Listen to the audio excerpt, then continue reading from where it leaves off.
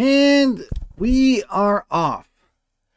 Hey, what's up, everybody? It's Kill Jadis 907, and I am a grumpy Raider fan, or should I say, a less grumpy Raider fan right now, guys. Welcome to another edition of the Sin City 7 stream. I have with me the man that likes to throw down the big bucks when it comes to giving away to the One Nation Foundation to get some swag and whatnot. It's Big Bass Raider. How you doing, Big Bass? I'm doing all right. All right, you got a nice setup there. Yeah, I'm in my wife's office tonight. She wouldn't let me put up my flag, so Oh, okay, what would you okay. expect from a Cowboys fan? Ah, yeah. She's probably pretty sore about the Eagles beating her team. Nah, she's not into football much, but she does Okay. root for her Cowboys. All right. Well, yeah, everyone. So welcome. So this is Sin City 7 stream. So the Sin City 7 are a bunch of like-minded Raider fans, such as myself, who decided to get together in a group chat and talk about our favorite team. However, we decided, we're having so much fun doing it. Why don't we go ahead and put it onto YouTube? So that's what we're doing. So the Sin City 7 is not any other YouTube Raider makers out there. We are not going to take a lighter trip into the dark side. We are strictly dark side, meaning we're going to tell you how it is. We're going to call a spade, a heart, club, a diamond. Not only that, but we're also going to, unlike some other people that are on YouTube that are Raider fans, we are not going to put you down for your opinion. Our opinions may differ, but we are going to respect your opinion. So that is what we are going to do here. So, Big Bass, we had a game on Sunday. But let's go ahead and take it back, though. The Raiders were quite in they're in turmoil. The entire team as a whole was just, they were not in a good situation. You have the fans that are quitting on the team. The fans are stepping away, not buying tickets. They're losing. They had a coach who claimed to be an offensive genius, who was not proving that he was an offensive genius. And when push came to shove, his finger would point at someone else other than himself. The man goes and decides, I'm going to have a team meeting, just a few select people. You know, who knows who it was. I know definitely the captains were there with some coaches. And it must have backfired on him, because I'm guessing he must have thought that these guys were going to toot his horn or something like that.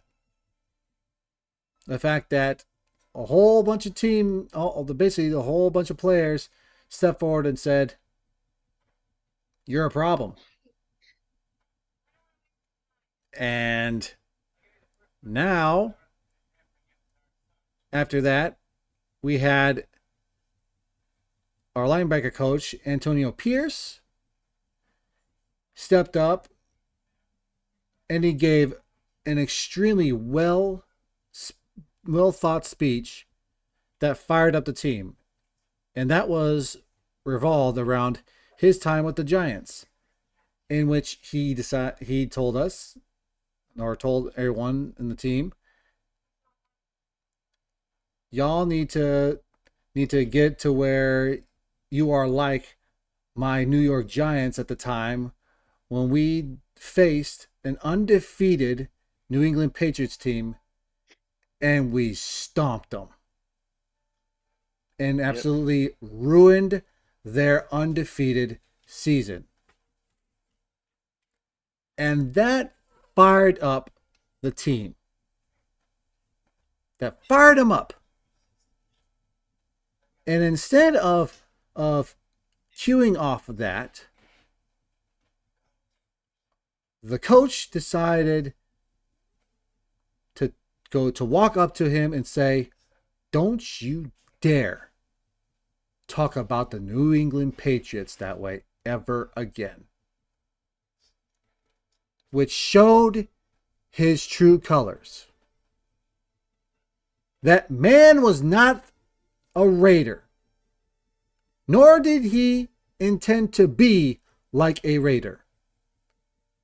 He sweet-talked everyone, possibly lied about his true feelings about the Tuck rule. He is a patriot. He always will be a patriot. And he wanted the Patriot way. What did our owner do? He finally saw the light. The spirit of his father must have been with him, because he fired Josh McDaniels. Yes. He is gone. Something that most of us in Raider Nation did not want in the first place. We did not want this guy to coach our team. I was one of those people. When the name Josh McDaniels came up, I immediately thought of what he did to the Broncos. And when you see what he did, every single step mirrored what he did for the Broncos. So here comes Antonio Pierce now as an interim coach. The one that gave us that fiery speech.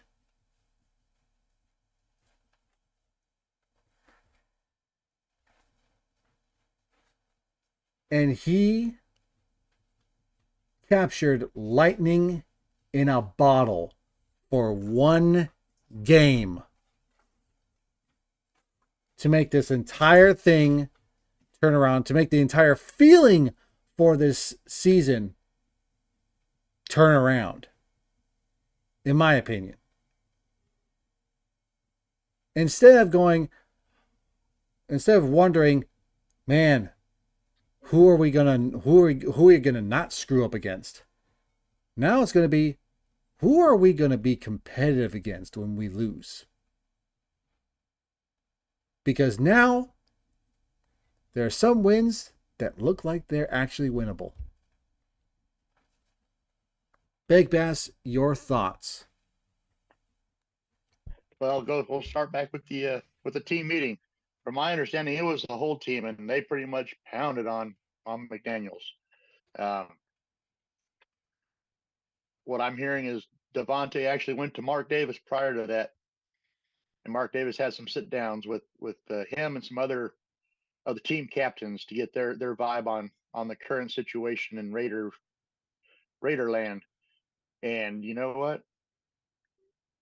Josh did not take that criticism very well, but we knew he was not one to take criticism.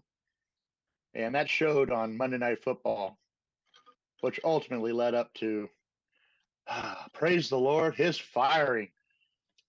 Only a year and a half late. Like you said, he should never have been hired. You know, looking back to last year and beginning of this year, you know, a lot of us thought, you know, oh, he's sabotaging the team. You know, he's sabotaging Carr. You know, he's sabotaging the offense. But looking back, there was no sabotage involved, because that would have involved foresight and intent. No, he was just inept. He did not know what he was doing. He was holding this team back. He made completely boneheaded calls during the game. And that's why we had such a piss poor record. Sunday's game was a breath of fresh air. We actually had decent play calling. Unfortunately, with an intern head coach mid-season, we're stuck with his playbook. You know, they've loosened some stuff up. It looked a lot better without having a predetermined receiver catch the ball. Let the quarterbacks figure out who's open and what needs to happen instead of being told who's going to get the ball. But even with that, you could still see some limitations in that playbook. There's not a lot of creativity in Josh McDaniels' plan. But we knew as soon as that news came out last Tuesday night that he was gone. As I'm crawling into bed at midnight here in Texas, I slept so good Tuesday night, I'll tell you that. Woke up with a renewed vision and hope, not so much for this year, but for next year. It's starting to look brighter. We knew after all the griping, all the subtle hints and the jabs that the team has taken against Josh or McDaniels, that they were going to come out and play on fire. They were going to give maximum effort, and that showed this week. Now, if that's sustainable, now that we're getting some film out there on Aiden O'Connell and the rest of the team, well, that's going to remain to be seen. The next 3 games are probably going to be a really good insight on what's going to happen the rest of this year. They've got one possibly winnable game next week at the Jets, and then we have the 2 big daddies. We got Miami, we got KC. Mm-hmm. Let's keep it rolling. We're going to keep rooting for our Raiders. We're going to keep our fingers crossed that everything starts going well. But it's a tall task. I don't think they have the QB talent that they had 2 years ago when our last interim head coach took them to the playoffs. But it's football any given Sunday, right? Mm-hmm. And you are definitely right about that. We have ourselves a member of the Sin City 7 with us now, and he is repping one hell of a shirt there because you know what? I know that our interim head coach, he would wear that shirt, and he would wear that shirt with pride. Aaron the Q Dog Raider, how you doing today? You're muted, Q.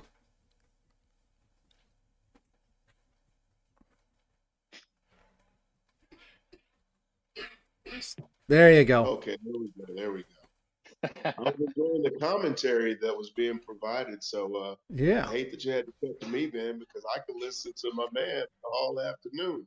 Yeah. Salute, man. How you doing, Q? I'm enjoying this wonderful Texas evening. Mm-hmm. It's a warm 68, 70.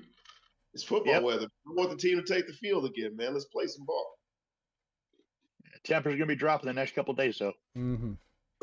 Yeah, I know. Enjoy it. I think Thursday they're gonna give an 80% chance of rain. So you're absolutely right. I'll take today and tomorrow. Yep. We'll make do with the rest of the week, man. But I think you're spot on, man. The signs of life, you keep on hearing that was displayed. Just amazing. These guys were sleepwalking for the better part of a year and 3 quarters, if you include the first off season. And it's just amazing. We were all in the matrix. We were all believing that this was the best that simply was going to be. And then AP gets out there, grabs his nutsack, says, "Who's with me?" Turns his damn Raider hat to the side. That fucker just fell flat off. So he rocks his dome. He yells "Raiders" at max volume. I'll be damned if them boys didn't take the field and play like their hair was on fire. Loving it. Yeah, you said it. Born and from Compton. This dude is a Raider. Yeah. Even though he played with the Giants, the dude was a Raider at heart, and all he wanted to do was either play or coach. He got to coach for the Raiders. Yeah. I mean, I wouldn't give my love up, but I tell you what, it's in the conversation. I wouldn't mind coaching the Raiders. Anything that I could do in an official capacity with the Raiders would be cloud 9, baby. I mean, and not only that, not only was it a win that because we beat the Giants, It was something that we haven't had in a long, long time.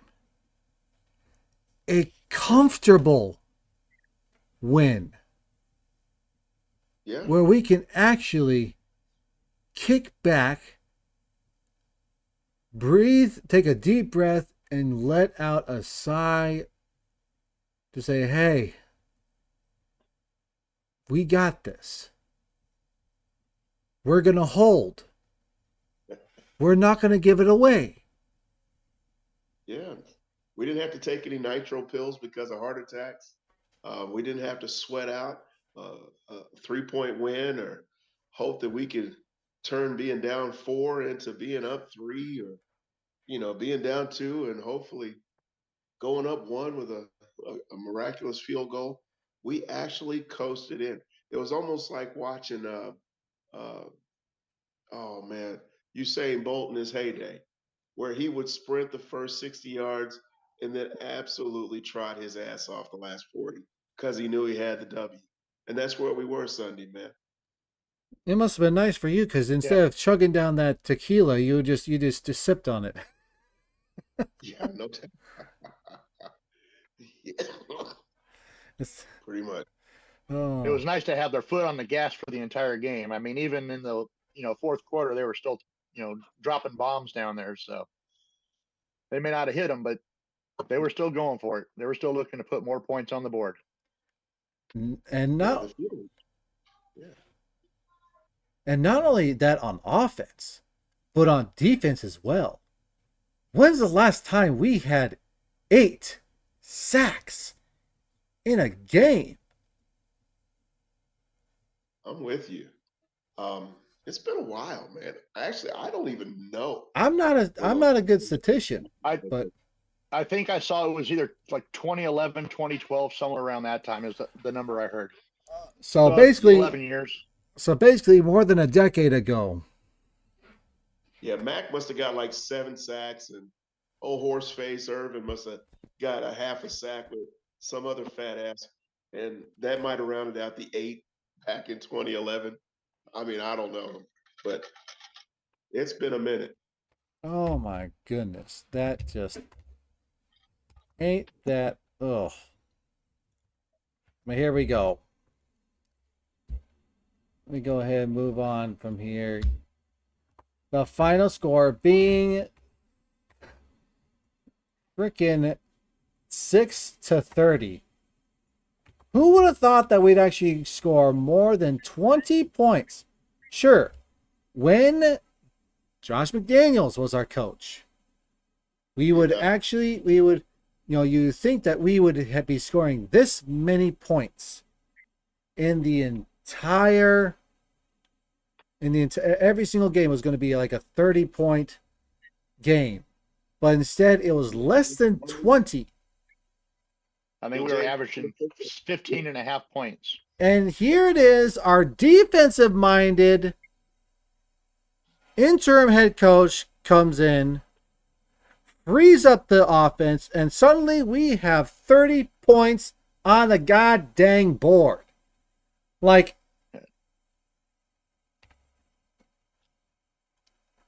imagine. We exceeded our output for the game in a half, man. Yes. We had over 20 points and a half. And I know there's probably some people out there going, it's the Giants, blah blah blah blah blah. It does not matter if it's the Giants, if it's yeah, it will mean more if it was like a freaking top 10 defense and everything. But that's the thing though. It's supposed to be a given that we score 30 points against this. And we have not seen that. We haven't seen that against the Broncos. No. We haven't seen that against We haven't seen that against the Bears. We didn't see that with the freaking Packers. Kill Jadis, think about this for a second. At Josh McDaniels' zenith, his apex, homie, we beat the Broncos in their crib week 1 by 1 point. That was max production, baby. Now look at us. We're winning by 24 in the crib. Amazing. It is unbelievable what happens when you actually have a team that is fired up, that is having fun, and is ready to run through a freaking steel curtain Yeah, yeah. for a coach. I mean, I'm I don't willing know if you to. saw. Go ahead. Go ahead.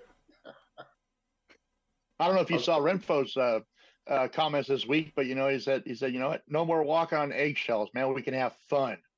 Wow. And it showed playing basketball in the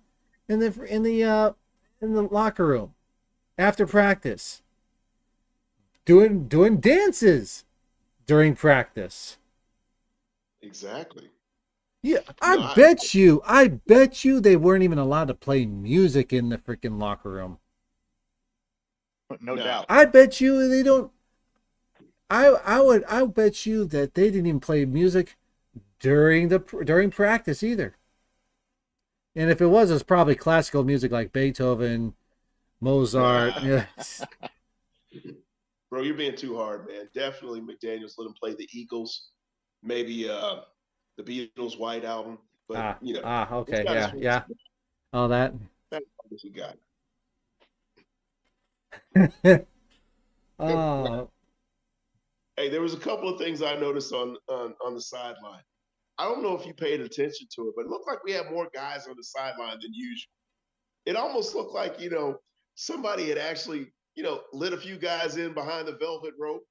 I don't know if that was the practice squad that they actually let down there, but bruh, there was a presence down there. There were more dudes along the sideline than normal. And I know some of you guys have actually gone to Raider games.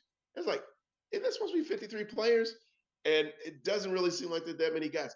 Bruh, it looked like it was a damn reunion on the sideline, man. It was good to see, just a really large contingent of dudes wearing black and rocking a lot of chains and shades, man. I was loving it, man. It definitely seemed like this was the annual Freddie It was the B. alumni game. It was yep. the alumni game. Freddie B had his benefit, and it was good to see some of the legends on the sideline. I don't know about you, kick him in the head, Ted. When I saw him, I knew it was a group, baby.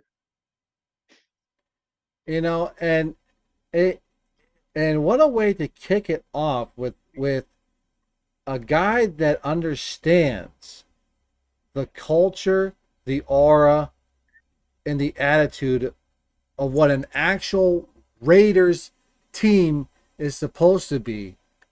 And that element was created in Vegas that day. Don't say Little John. Little John, the East Side Boys. He wasn't setting the tone. Oh That was no. last year. No, What no. a fraud. And No, like 2 no. weeks later, he was rapping at the damn Kansas City Chiefs game. Oh, man. I'm glad we got it back, baby, because we had sold out major, man. Major. Like, this is probably in a long time that actually had an actual Oakland feel. Yeah. And that was again, and that was just from watching it on the TV. I'm sure it was freaking hopping in Vegas. Oh, Oh, it man. was. Yeah. And that is what we needed. An alumni game. Our team is down bad. New coach, new general manager. That's right.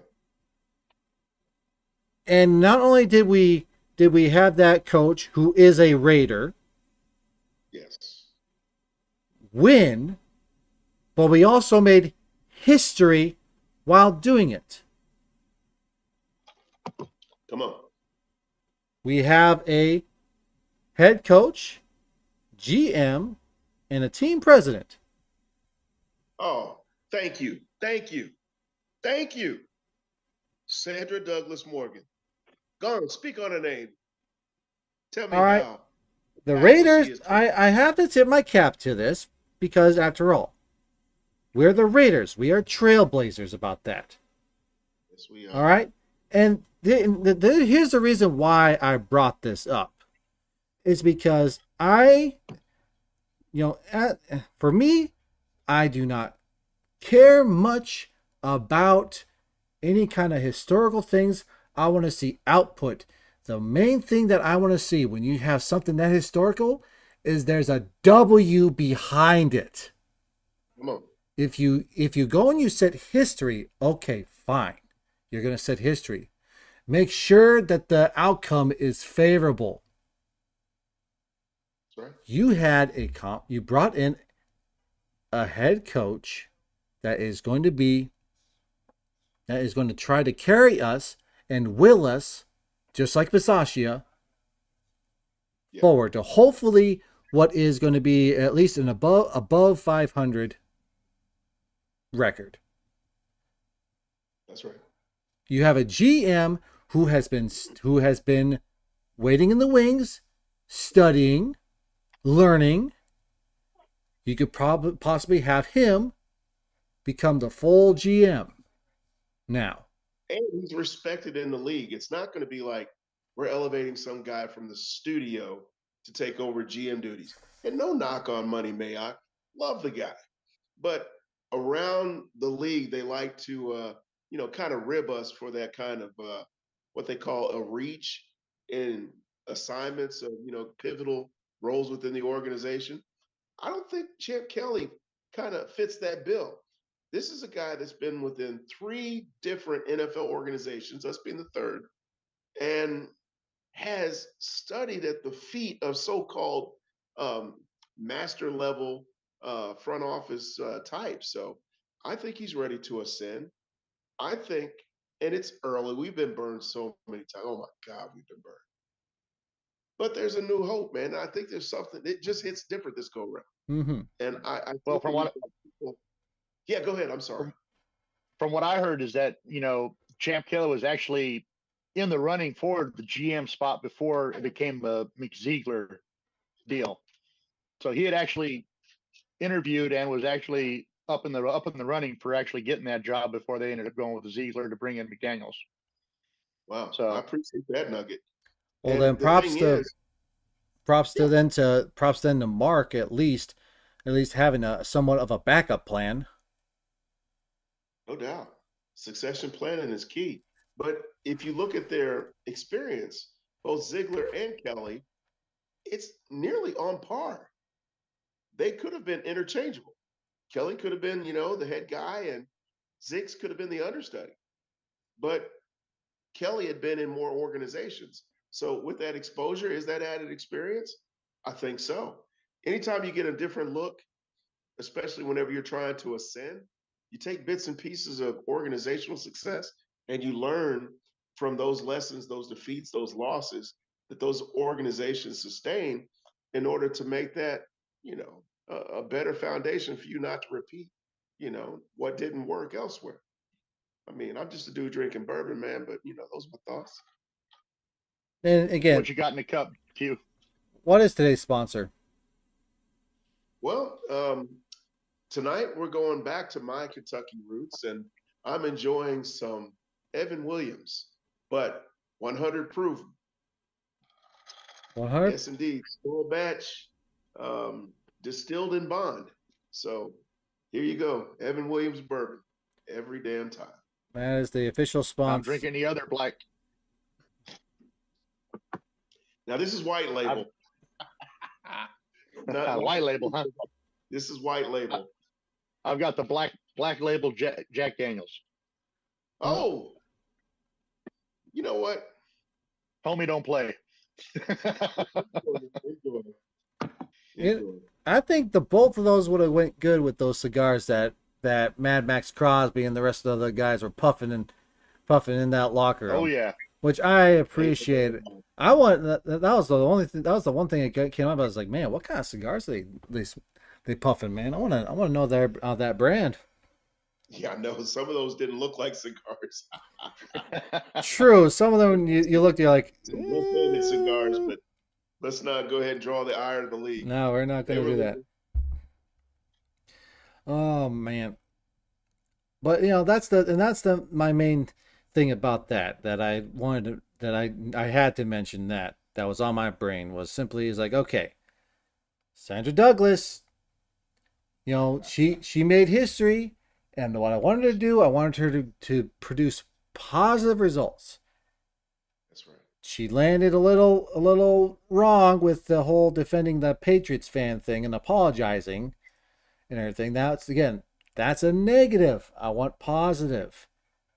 But here it is with all three of them together. Let's make it a positive output. I want Raider positivity. I want wins. I want great players. That's what I want. And that's and the rest of the stuff. To other organizations, we're talking about smashing of their Yes. organizational to douse their hope on the field, to make them curl up in fetal positions, to make a little tear come down the edge of their eye black. That's what Raider success is to us. For them to look up at the scoreboard and see that there's far too much time for them to endure the pain that's been inflicted upon them. How can they make it another snap, let alone another quarter? That's what Raider success used to be. We're talking about an Albedo forearm shiver. We're talking about Ted Hendricks with an errant kick to, I don't know, the helmet. We're talking about, just, oh my gosh, Jack Tatum daring a fool to come across the middle. Even if you're not getting the ball, come across the middle. That's what I'm talking about, man. That's what I want is if we are going to if we're going to continue to blaze trails, if we're going to continue to be different to the ire of the league, we need to win. If we win, we are going to only make sure that we prove the others that we're right, they're wrong. So, and all they can do is just sit and stew about it. That's what I want from our team, from our organization. So that's all I can say about that. I just want to be there for Sandra Douglas. That's all I want to do. In the lean times, whenever the game's on the line and she might get a little nervous, just come to my loving arms. I got you, girl. I'm going to hold you down because the Raiders are going to show out. I just want you to let me show up. That's all I ask, Who can ask for more? I'll drink to that. I'm right there, boy. I'm trying to tell you, I love our president. Almost as much as I love the organization. And I loves me some organization. All right, let's get to some stats. I already have a typo. Look at that. I was going to bring up. All right. So, in reality, the Giants have 323 yards compared to 334 for the Raiders. 200 passing yards compared to 209. Rushing yards. Look at the rushing yards. We haven't seen this since last season. Thank goodness it's back. We won in the rushing category 123 to 125. Yards per play 4.5 to 5.7. Turnovers. We have those 2 interceptions. We're in the plus category. Time of possession is 31 minutes, 4 seconds for the Giants, 28 minutes, 56 seconds. And in keeping it with Raiders fashion, of course, we have more penalties with 4-3. Big Bass, your thoughts on these stats? Well, I know that Josh lost a couple and missed out on being that 100-yard rusher, but we're going to give it to him because he was over 100 yards, and that's one of the big things that we've been saying needs to happen is Josh needs to get up over 100 yards per game. So that was definitely a breath of fresh air. Aiden took care of the football. No interceptions, no fumbles. Q So let Dog. me ask you this, because Big Bass brought up some good points, but I want to ask you in turn, Big Bass. Do you think Aiden is going to ascend to game manager, or do you think that he has the aptitude to actually lead the team as far as drives are concerned, as opposed to just facilitating and checking down the safe plays, a la our previous quarterback? I think that's to be determined. I don't think we've seen enough of Aiden in actual game time ball to make that Okay. decision. Um, Giants defense wasn't the greatest. We definitely got some defensive juggernauts coming out in the next few weeks. Um, I'm not gonna crown anybody quarterback right now. You know, he has potential. I'll give him that. Um, I probably want to see him in an actual offensive playbook versus Josh McDaniels' current playbook. Um, it's close. I mean, he's got an arm. Can't deny him that. He was hitting some good, throwing some good balls. Right now, we got to see what he can do if he can read those defenses and properly, diagnose them, diagnose those hidden and trick defenses that are going to trip up a rookie quarterback. But he has potential. I'll give him that. That's about as far as I'm willing to go now to say that where he's going to be. I respect that. I really do. I think he's been well coached. If you look back, I follow college football quite a bit, and he was well coached at the collegiate level.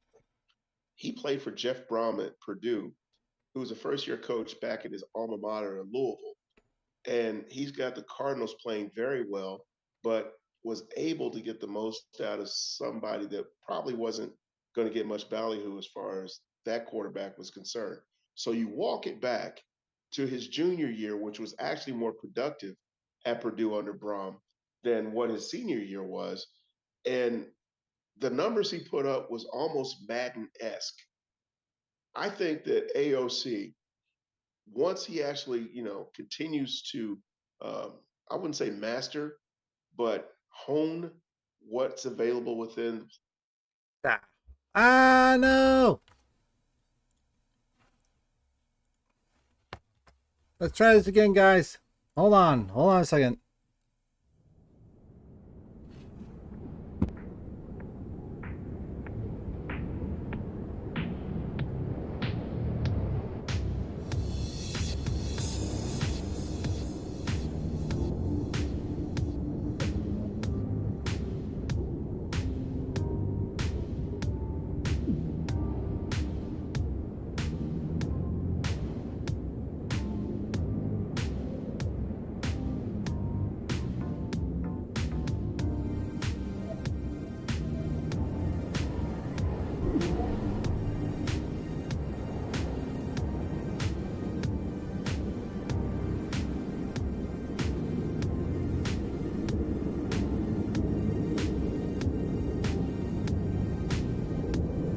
All right, we're back. Too busy talking, not paying attention to the time. No, I got on the roll about Purdue football. I mean, who wouldn't lose their train of thought?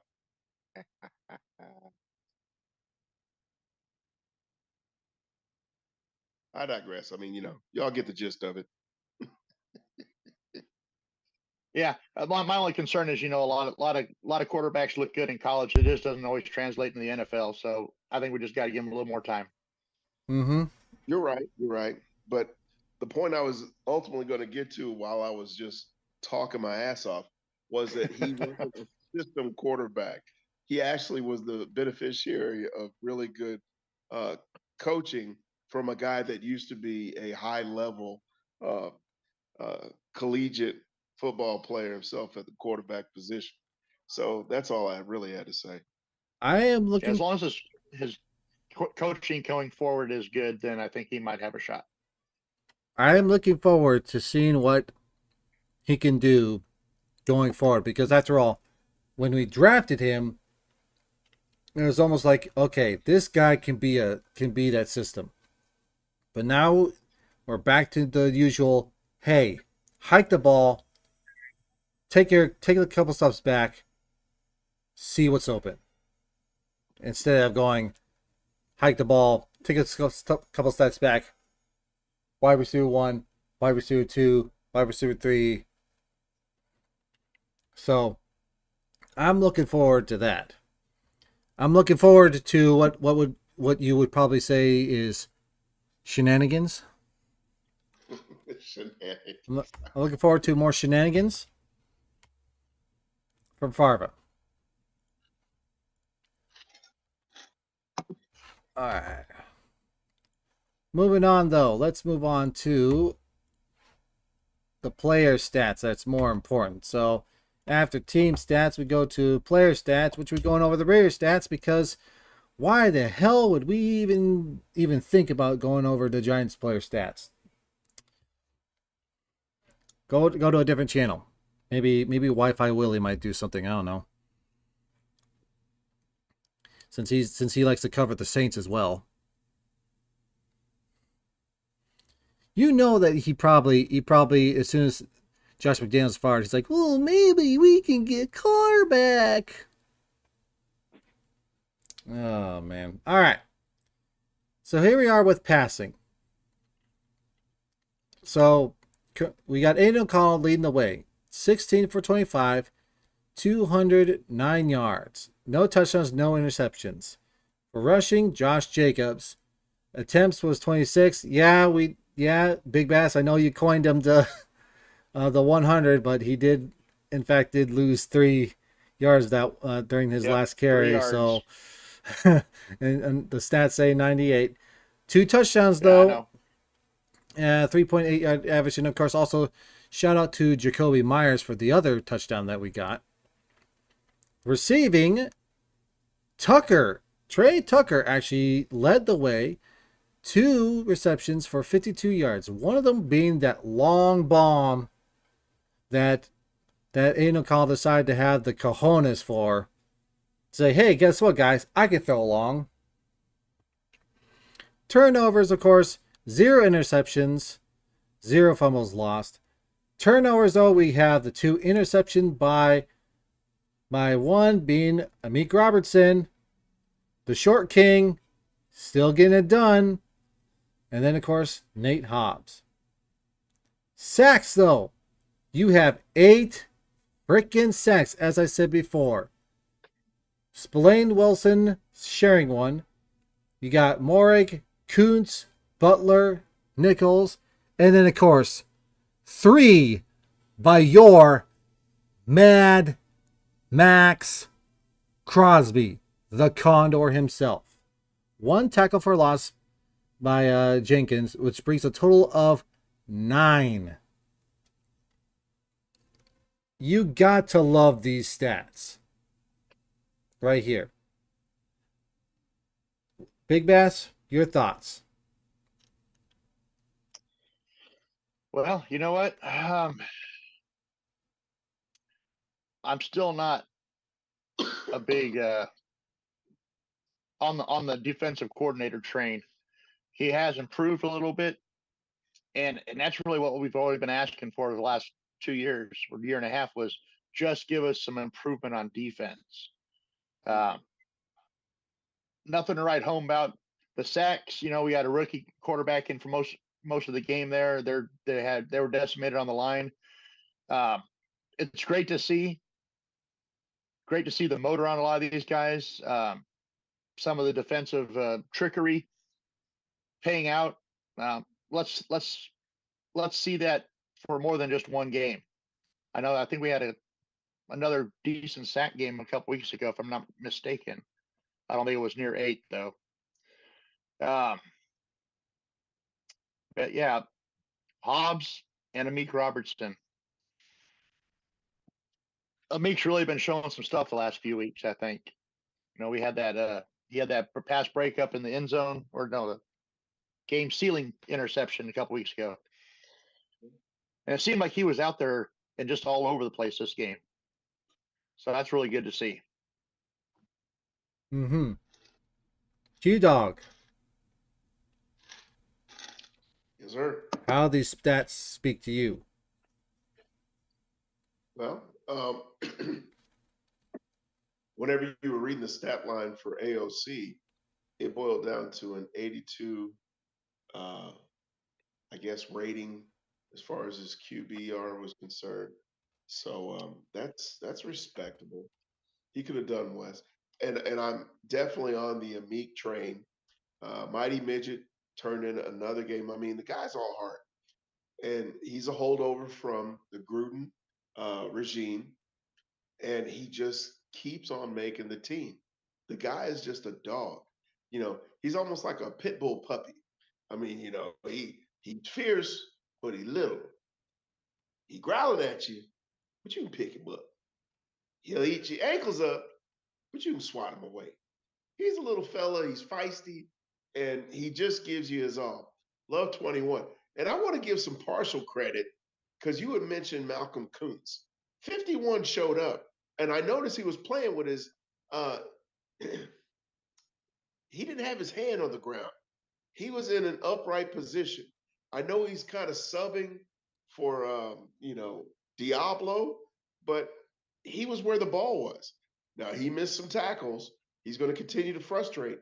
But the kid that came out of the University of Buffalo, he's starting to actually live up to some of the hype that we got whenever we drafted him.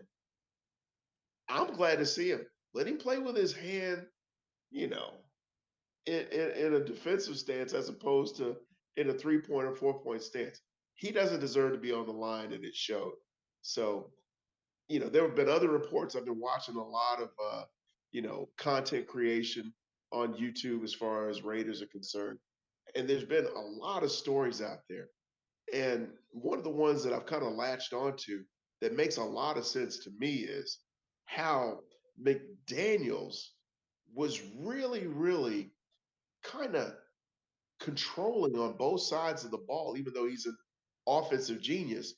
He literally just put the shackles on every phase of the football organization. And with his absence, even Graham, who's made incremental progress throughout the year, the defense has been respectable. It's been mid-level, 15 to 17. That was a top 10 defense you witnessed this weekend. So him collaborating with AP has just led to guys being in proper positions, being allowed to do more than what they were allowed to do weeks 1 through 7. I'll give you a case in point. When have you seen one of our safeties allowed to go in and blitz the quarterback? You haven't. And Merrick benefited from that call and got himself a sack. Just a case in point. So I look for better things to come.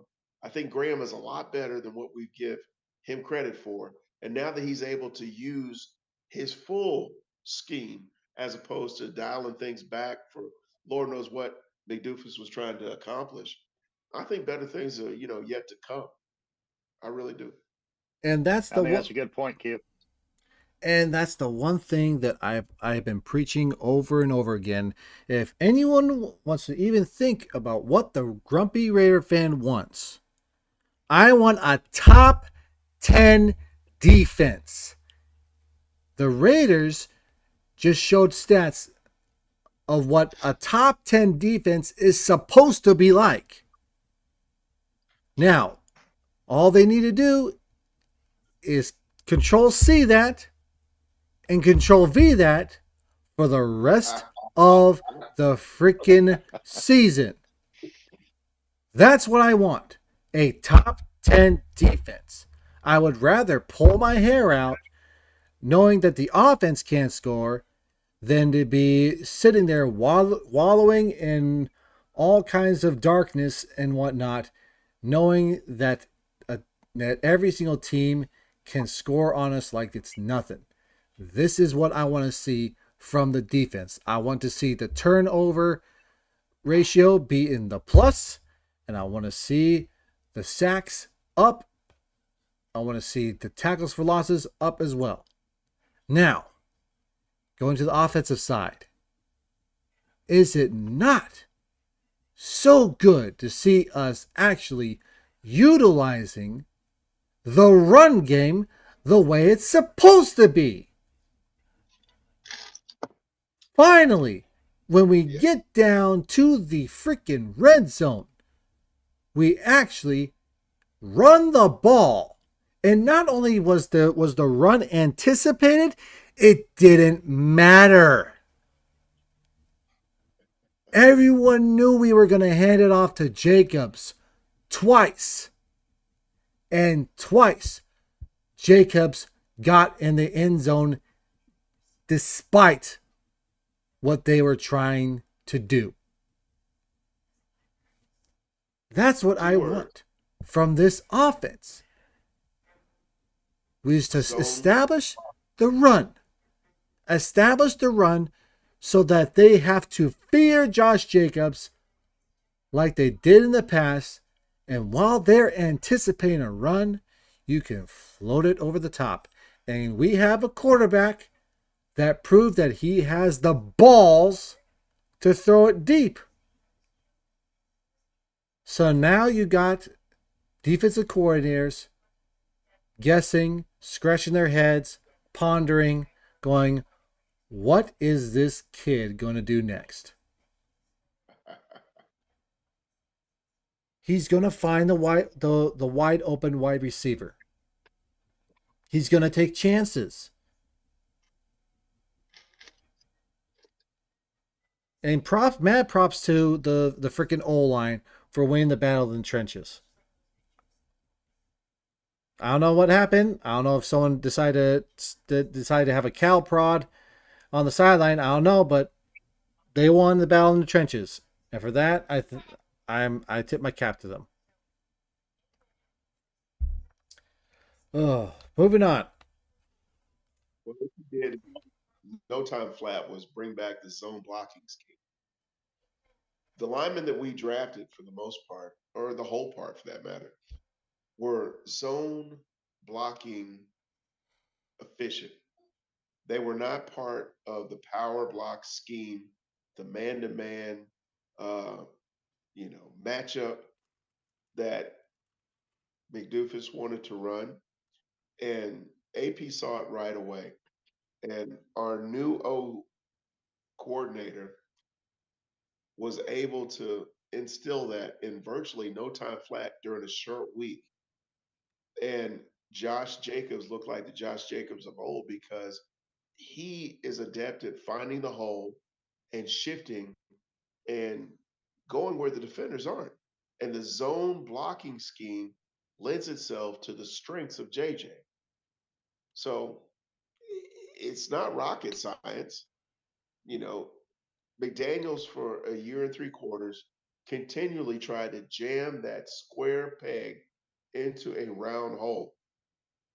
And in less than 3 days, AP was able to unfuck that and put the proper alignment in place for JJ and the O-line to prosper.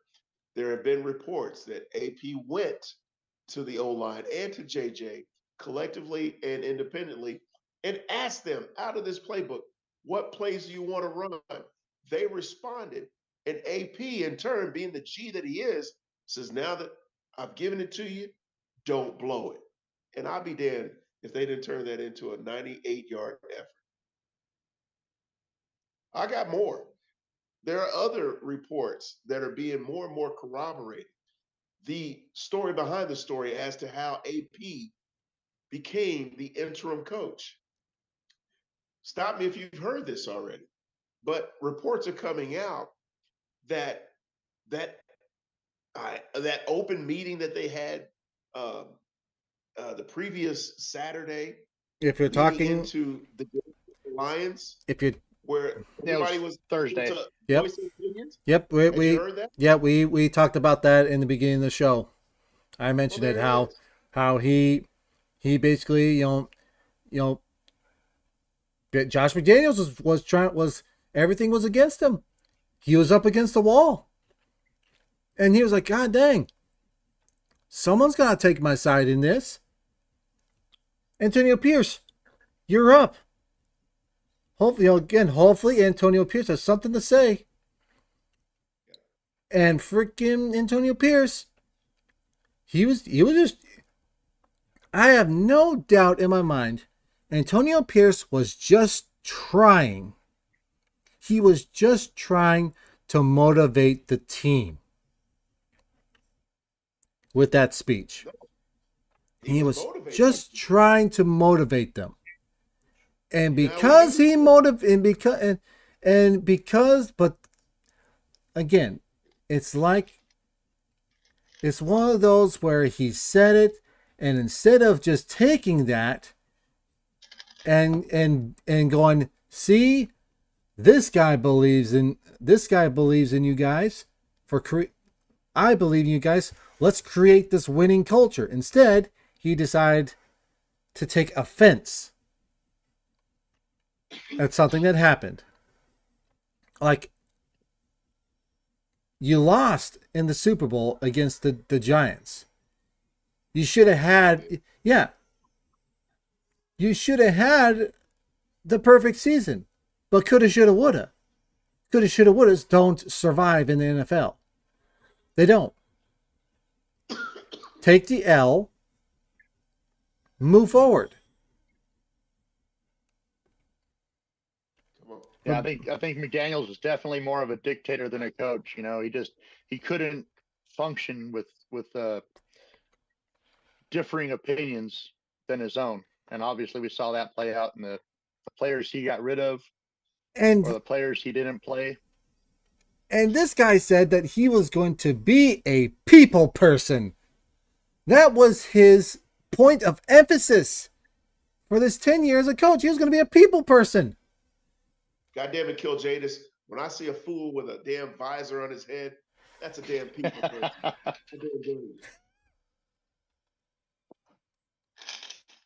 That silly sucker was a people person. I mean, come on now. I mean, like I said before, he was just inept. You know, he took just win Garoppolo and made him look on par with Jamarcus Russell. So, which is something that Q and I went over last week, which just astounds me. Here's Jimmy Garoppolo, supposedly supposed to be better than Carr, but under Josh McDaniels, he's worse than Carr. Right, and you know, to Carr's credit, if Jimmy was made to look that bad in the few games he played in this year, Carr was at least able to rise above that and actually put a decent effort in last year, even though it was a subpar for his career with Josh McDaniels. Unbelievable. So, for special teams, for kicking, we have the man, the myth, the legend, Daniel Carlson, doing what he does. 3 for 3 for field goal. His longest was, well, that's not right because it's a typo. I'm going to have to figure that one out later. This is what happens when I'm not able to actually do what I need to do on a Sunday, and I'm having to do work and scramble things together. You were just excited for the win. I'll go with that instead. So, extra points, 3 for 3, was a total points of 12. Then you got AJ Cole for punts. He had 5 punts, 63.6 yard average. One of them inside the 20. I need to see more of those inside the 20, AJ Cole. I'm just saying. And then his longest was 69 yards. No kick returns, unfortunately, for us. But for punt returns, Carter has 1 average of 6 for 6 yards. And now that I'm looking it up here, Daniel Carlson's longest was 46 yards. There we go. I complete it. Q Dog, your thoughts on our special teams? They were special. Oh, I mean, yeah, they were. Big Bass?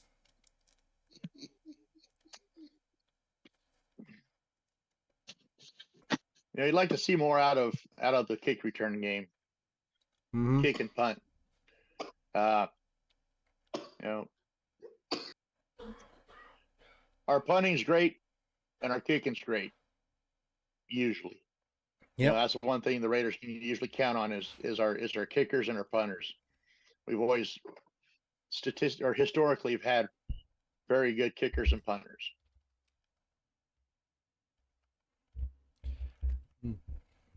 All right. We got a double R in the chat. I think that's either Raider Ramon. I think that's Ramon or Rue. I think I can't remember, but he says can't call in everyone in bed here. So that must mean that he's too hyped to get in there. That's Ramon. Okay, that Ramon. Okay. Oh.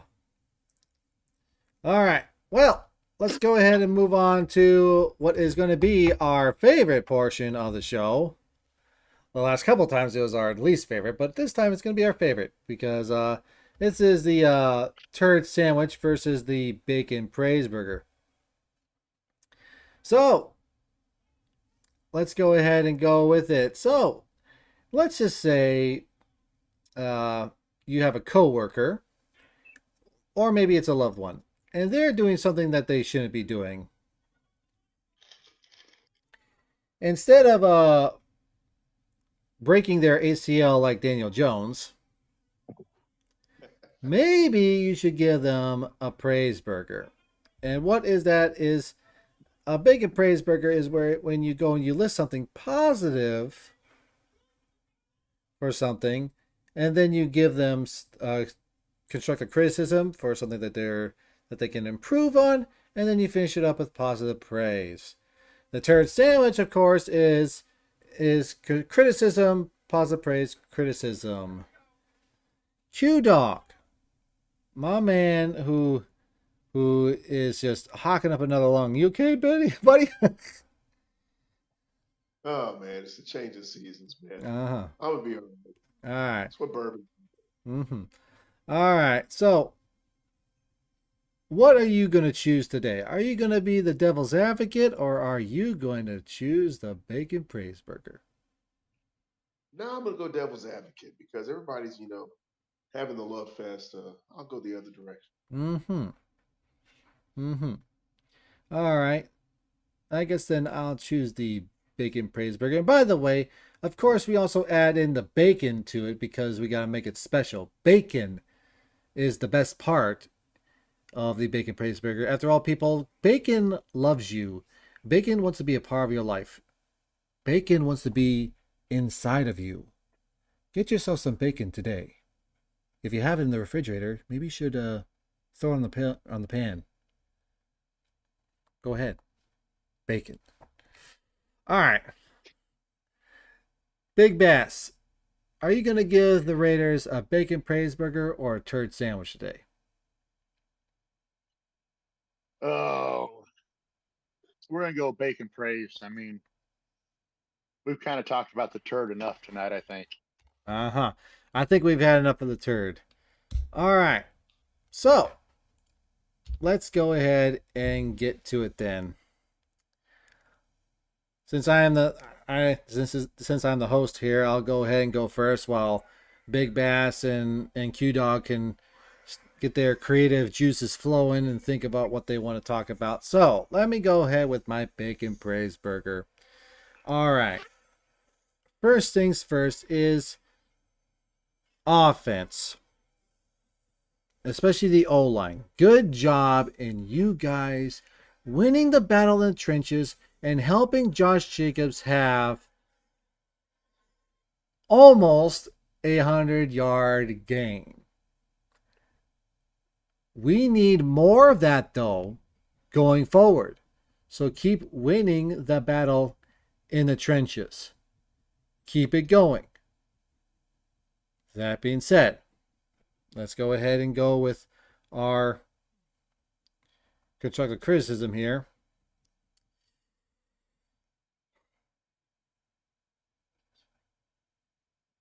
Why did it take you guys so long to fire that damn coach? Like, really? It had to take, you guys had to take it this far to finally fire that damn coach when you know that coach was just not going to be good for us. When you already had an interim coach that was good for you, that was going to help you succeed, or at least give him the chance. You fell in love with a dream and a vision that was just not us. And I pray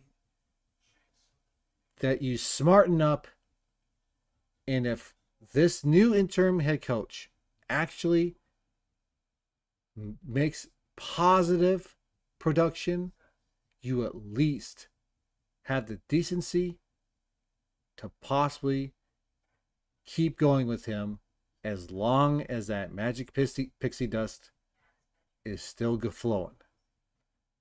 Positive praise, though. 8 sacks. 8 sacks. I need to see more of that every week. Mad Max Crosby, 3 sacks. I need to see that every week.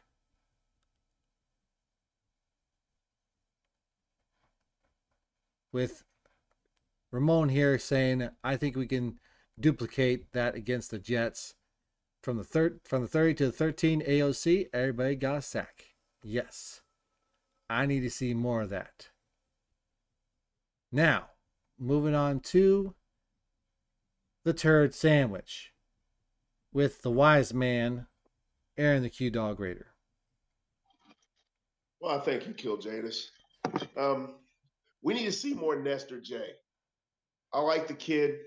He's out of Arizona State. He needs to go ahead and get him some more rec. The interior defensive line, as much as the defense played well, the interior D-line can play better.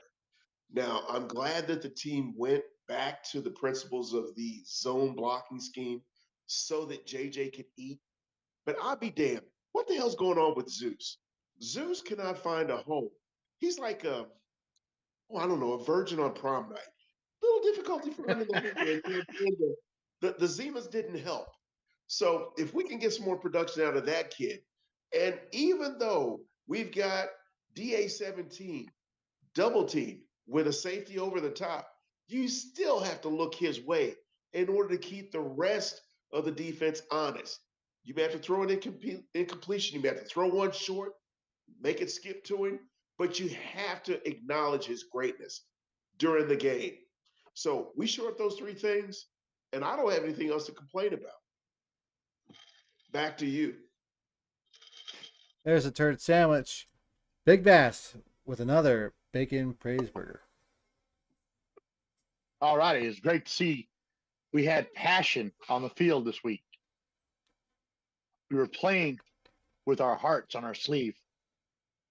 That was so awesome to see. It's so refreshing from the last year and a half of just the depressing, not even wanting to watch the game because we knew what was going to happen. Thank you, both sides, offense and defense, giving us that effort, giving us the excitement, wondering what was going to happen next. That was going to be positive for our Raiders. Yes. I know we got a new coach, interim head coach. They only had 3 days before the game. The head coach is making some moves.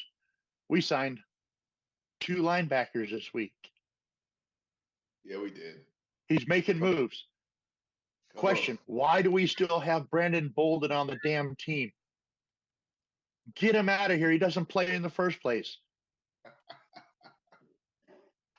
We went to try to beef up our O-line, and we went and signed Brandon Parker again. Come on, guys. We don't need to go back to the same well that we've been pulling out of for the last couple of years. Brandon There's Parker, plenty of other.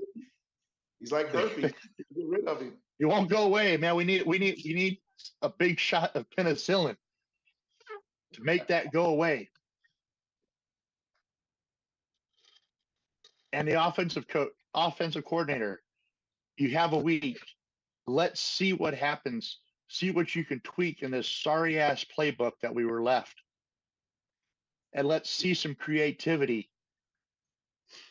being put out on the field and in our play calling.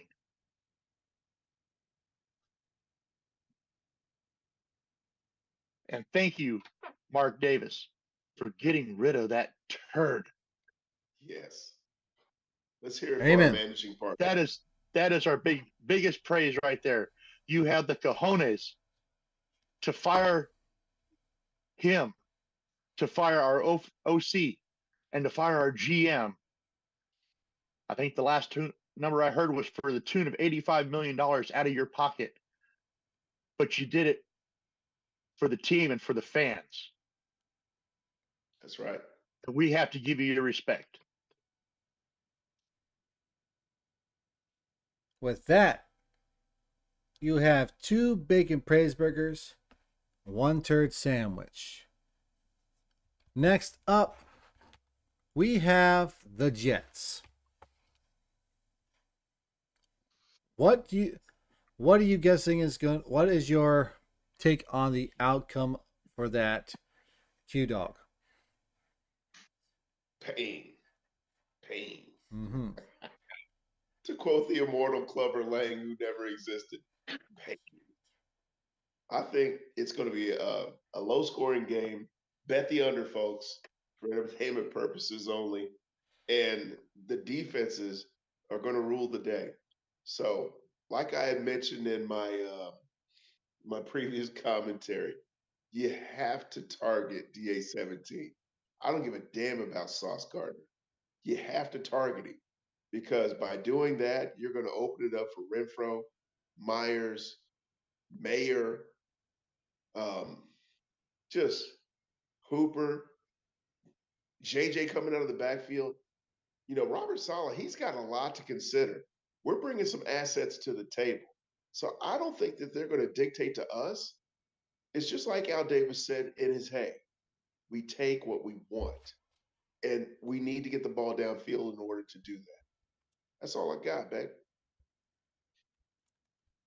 Big Bass.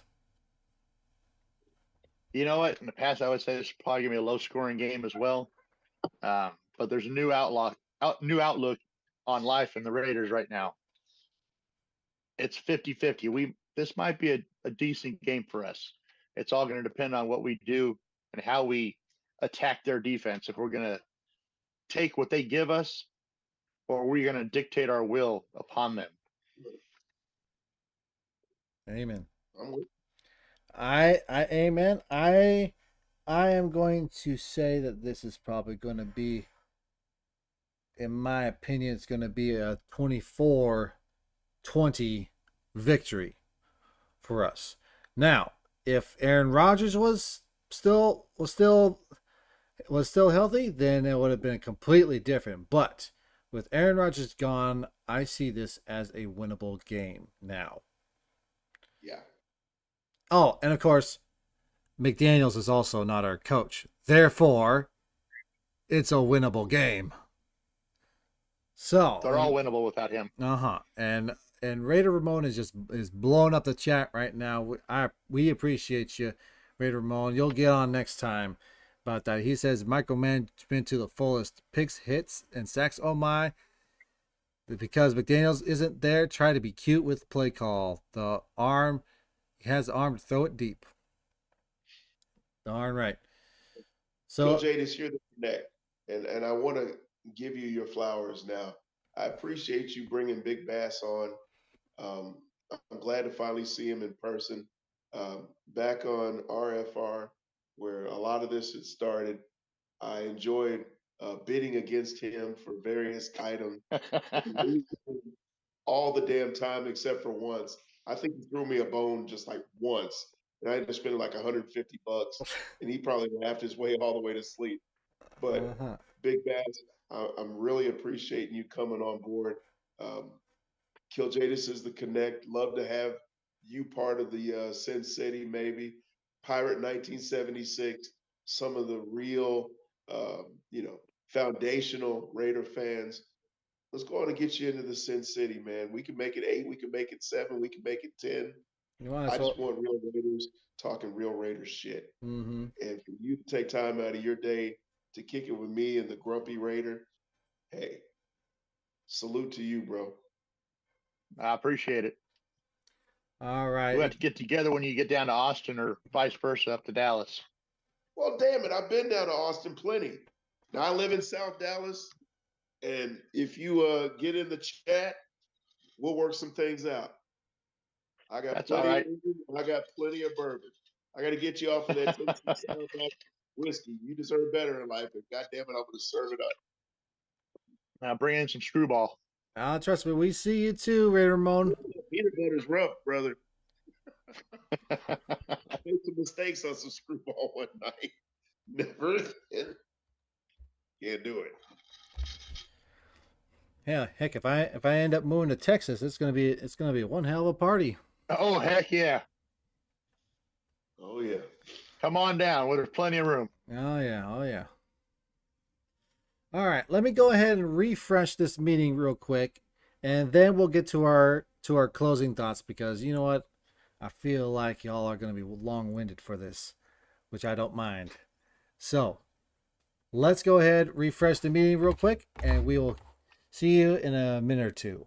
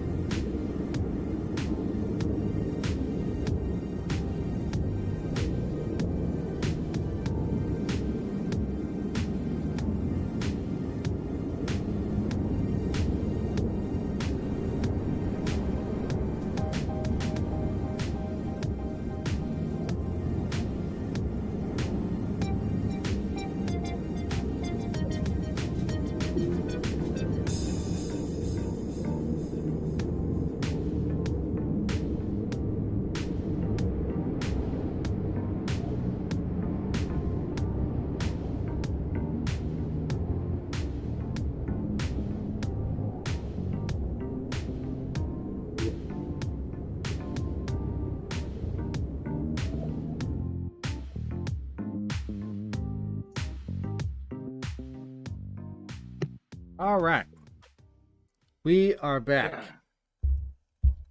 Well, we have our winning ways, or should I say the winning attitude, come back to us. It is now up to the Raiders to get this done. The ball is finally in our hands. It used to be in the hands of another person who would maybe allow us to dribble once, twice, telling us when to shoot, when to pass. Now we have something that we can do. It's like the chains have been loosed upon our hands and feet, and we can actually run again. Big Bass Raider, your final thoughts for this week.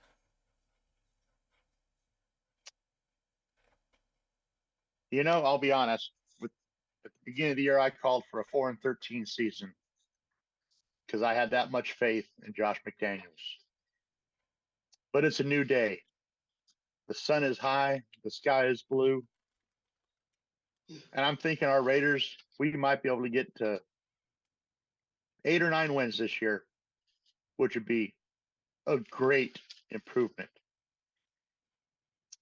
I think we might start rolling here.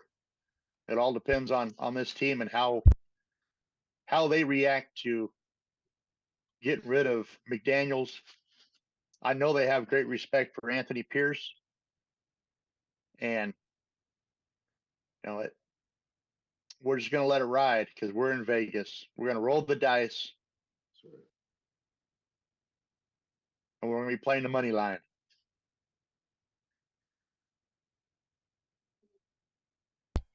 All right. Q Dog. You got your ball on the tee. I can see that. You took a couple of practice swings. Let it launch. Let it fly. To quote the movie 300, a good start.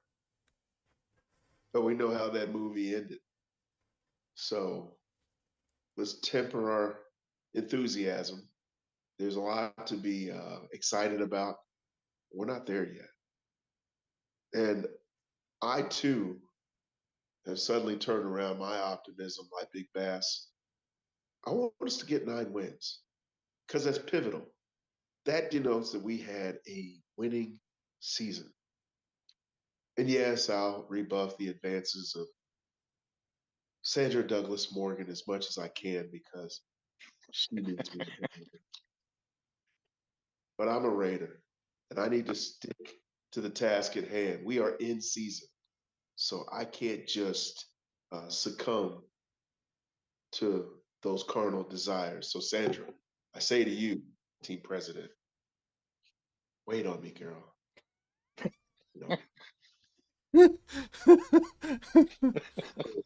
As I drink from my tumbler that has copious amounts of bourbon, and I respond to Big Bass, and of course, you, the Grumpy Raider. Kill Jadis, I say to you, Raiders.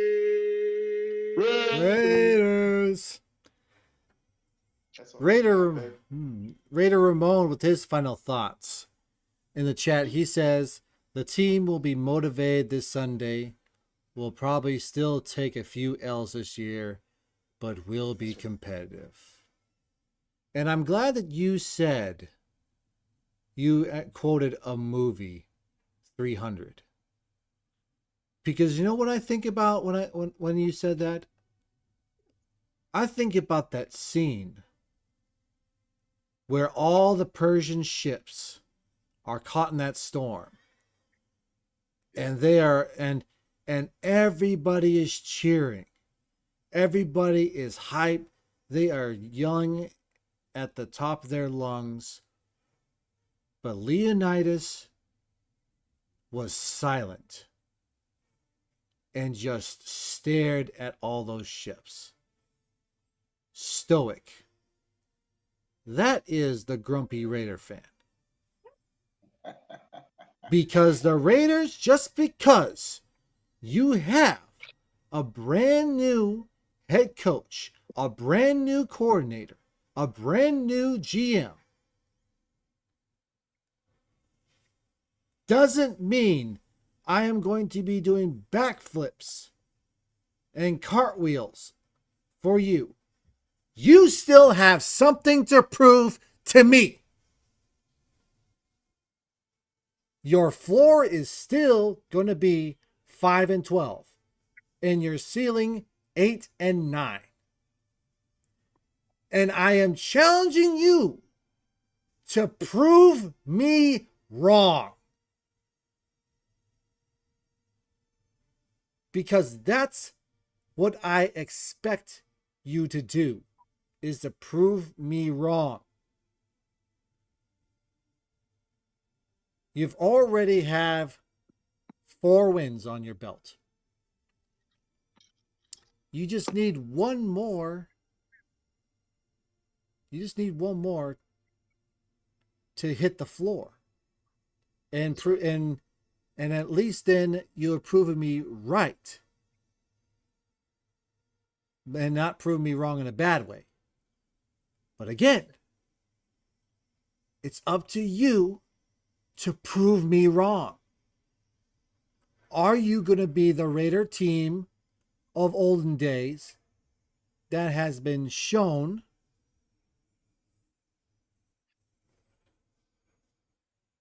throughout the years or not? It's up to you. So with that, we're going to go ahead and end this. Everyone, please remember, love one another. Make sure you live by the Raider Creed. With that, I'm going to say to y'all, thank you for coming on, and we shall catch y'all later. Bye. Peace out. Take care, fellas.